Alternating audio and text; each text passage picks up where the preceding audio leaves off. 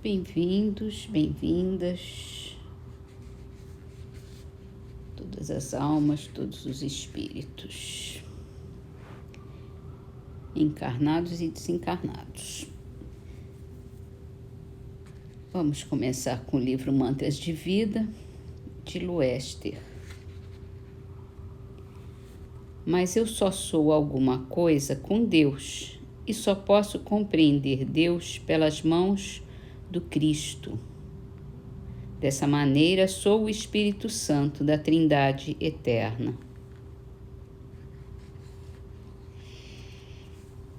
Façamos jus ao que queremos, ao que desejamos. Livro dos Espíritos, pergunta 838, ainda falando sobre a liberdade de consciência. Será respeitável toda e qualquer crença, ainda quando notoriamente falsa? Toda crença é respeitável quando sincera e conduzente à prática do bem. Condenáveis são as crenças que conduzam ao mal. Muito bem. Então vamos ao Evangelho segundo o Espiritismo. Hoje vamos terminar a introdução, onde nós estávamos fazendo um paralelo entre a doutrina de Sócrates e Platão e o cristianismo. Então vamos lá. A afirmação de Sócrates e Platão. A virtude não pode ser ensinada, vem por dom de Deus aos que a possuem.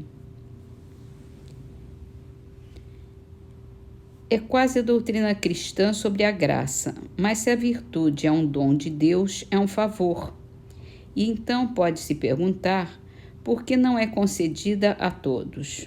Por outro lado, se é um dom, carece de mérito para aquele que a possui.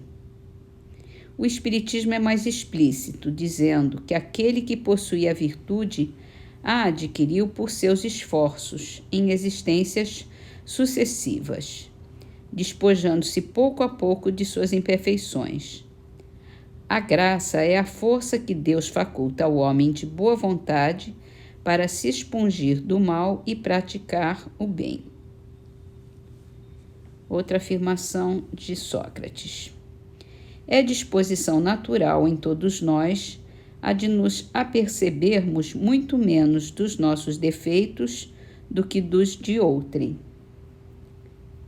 E o Evangelho diz: vedes a palha que está no olho do seu próximo e não vê a trave que está no seu.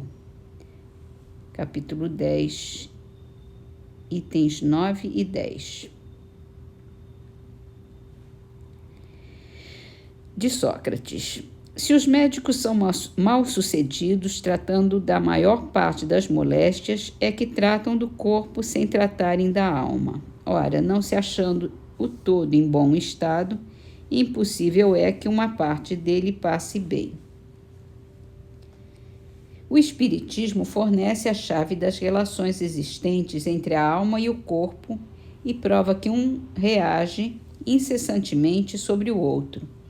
Abre assim nova senda para a ciência, com lhe mostrar a verdadeira causa de certas afecções, faculta-lhe os meios de as combater.